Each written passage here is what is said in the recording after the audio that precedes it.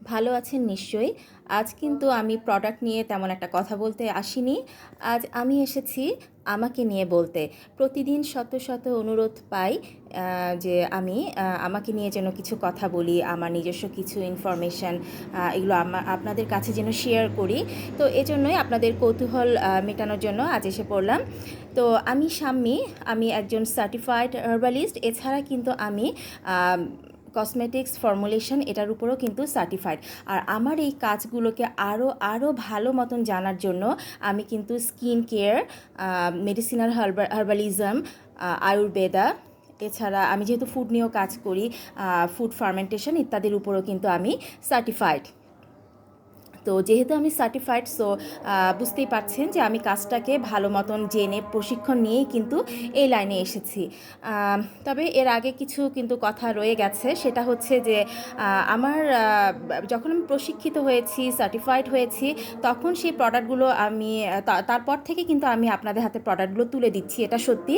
কিন্তু আমার যে আয়ুর্বেদ নিয়ে যে আমার কাজের যে শুরু, সেটা কিন্তু আমার টিনেজ লাইফ থেকে শুরু হওয়ার কারণ সেটা অবশ্য আমি শুধুমাত্র আমার নিজের জন্যই করতাম। তারপর আমার প্রোডাক্টগুলো অনেকেই পছন্দ করা শুরু করলেন। আমি মাঝে মাঝে সেগুলো আমার কোনো রিলেটিভস, আমার কোনো ফ্রেন্ডস বা আমার যে নেইবার, তাদের সাথেও আমি শেয়ার করতাম এবং তারা আমাকে খুব ভালো মানে পজিটিভ রিপ্লাই দিতেন।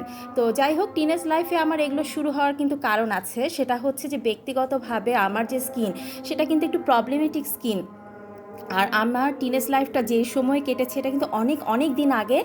তখন কিন্তু এখনকার মতন ভালো প্রোডাক্টগুলো খুব একটা অ্যাভেলেবল ছিল না। এখন কিন্তু দেশি বিদেশি নানান প্রোডাক্টই আমাদের হাতের কাছে আমরা পেয়ে যাই। বিদেশি নানান রকম প্রোডাক্ট পাওয়া যায়, মানে যেটা স্কিনের জন্য ভালো। তো আমার সময় কিন্তু ওগুলো পাওয়া যেত না। তো আমার স্কিনটা ভীষণ রকম সেনসিটিভ ছিল, ড্রাই ছিল, নানান রকম সমস্যা তো ছিলই। তো আমার আব্বু কিন্তু বাংলাদেশে যে ভালো ভালো স্কিন স্পেশালিস্ট ছিলেন, তাদের দ্বারস্থ হয়েছিলেন।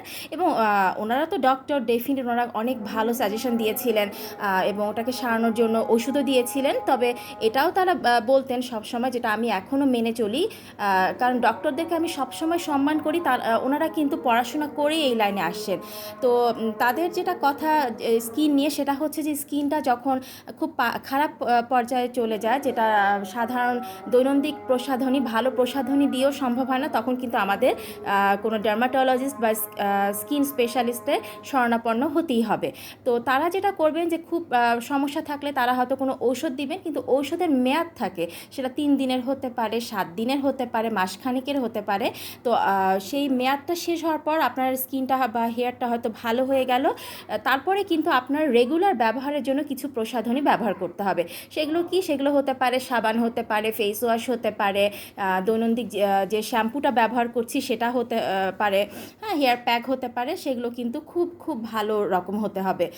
এগুলো কিন্তু কোনো মেডিসিন, একটা ডক্টররাও বলেন যে মেডিসিন দিয়ে আমাদের যে স্কিন, হেয়ার এগুলো যদি সেরকম প্রবলেমেটিক অবস্থা যায়, সেটা সারবে, কিন্তু তারপরে কিন্তু আমাদের ভালো কোনো প্রোডাক্ট ব্যবহার করতে হবে, যাতে নতুন করে সেই সমস্যাটা না হয়। বা আমাদের যদি স্কিনে বা হেয়ারে কোনো সমস্যা নাও থাকে, আমাদের অবশ্যই ভালো মানের একটা প্রোডাক্ট, একটা না মানে বিভিন্ন রকম প্রোডাক্ট ব্যবহার করতে হবে, যাতে আমাদের স্কিনে বা হেয়ারে কোনো রকম সমস্যা না হয়। আর এছাড়া ডায়েটের দিকেও কিন্তু ডক্টররা ভালো রকম গুরুত্ব দেন, যেটা আমিও দেই।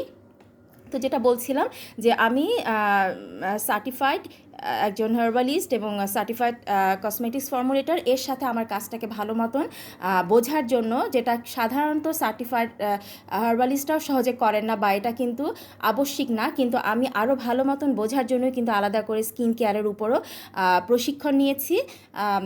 আমার আরও কিছু আছে প্রশিক্ষণের মধ্যে, যেমন ওই যে বললাম মেডিসিনাল হার্বালিজমের উপরেও কিন্তু আমার প্রশিক্ষণ আছে। এরকম আর কি।